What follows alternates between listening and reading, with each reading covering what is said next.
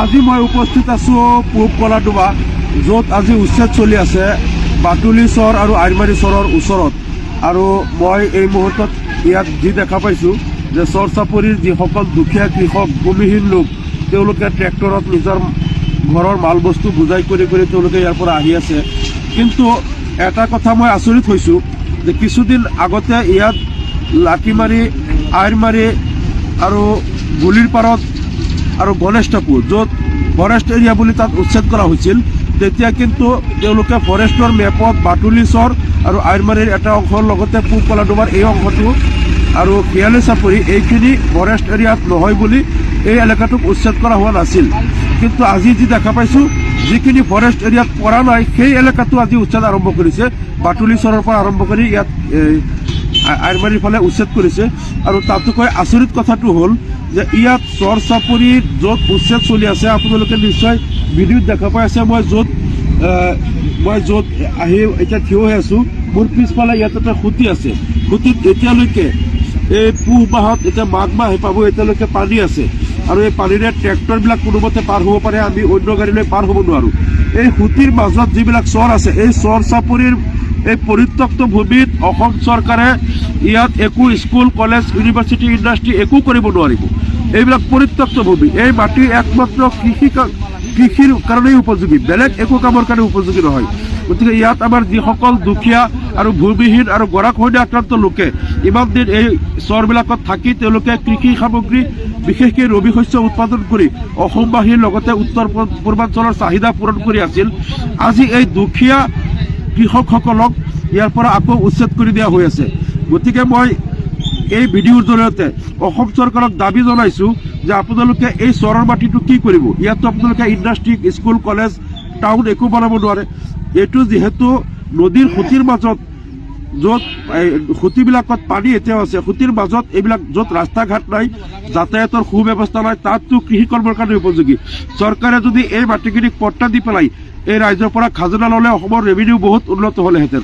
আৰু তেওঁলোকে যিমান ৰবি শস্য উৎপাদন কৰি আছে, সেইটোৱে অসমৰ কৃষি অৰ্থনীতি বহুত উন্নত কৰি আছিল, কৃষি অৰ্থনীতিত বৰঙণি যোগাই আছিলে।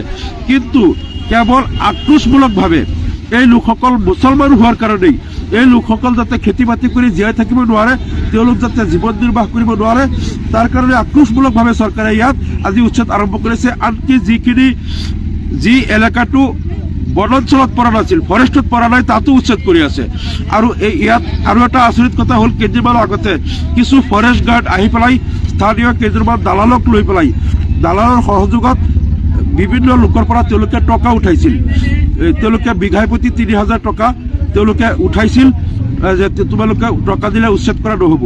এই ৰাইজৰ পৰা টকাটো উঠাই লৈ পেলাই এতিয়া উচ্ছেদটো আৰম্ভ কৰি দিলে। গতিকে এই লোকসকলক এনেইতো উচ্ছেদ কৰিব, তেওঁলোকৰ খেতি বাতি কৰিছে, খেতি বাতি বিনষ্ট কৰা হৈ আছে, তাৰ উপৰিও এই লোকসকলৰ পৰা অন্যায়ভাৱে তেওঁলোকৰ পৰা টকা ল'লে। গতিকে ইয়াত উচ্ছেদৰ নামত যি চলি আছে, এইটো এটা অবৈধ ব্যৱসায় চলি আছে, টকাৰ ব্যৱসায়। আনকি মই যিটো খুঁটিত পাৰত এতিয়া ৰৈ আছোঁ, এই খুঁটিৰ দক্ষিণ পাৰে এইটো পূব কলাডোবা, ইয়াত ৰেভিনিউ গাঁও বহুত আগৰ পৰা ইয়াত লোক বসবাস কৰি আছে। গতিকে এই খুঁটিৰ দক্ষিণ পাৰেও এইখিনি নগাঁও জিলাত পৰে, শোণিতপুৰৰ এলেকা নহয়েই।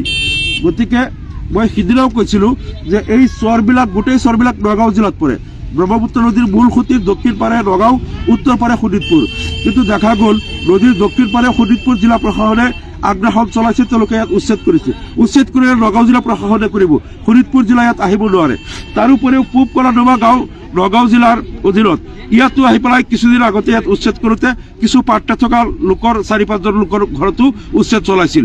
গতিকে আমি তাৰ তীব্ৰ প্ৰতিবাদ কৰিছোঁ আৰু অসম চৰকাৰক এই আক্ৰোশমূলক নীতি পৰিহাৰ কৰিবলৈ আমি দাবী জনাইছোঁ।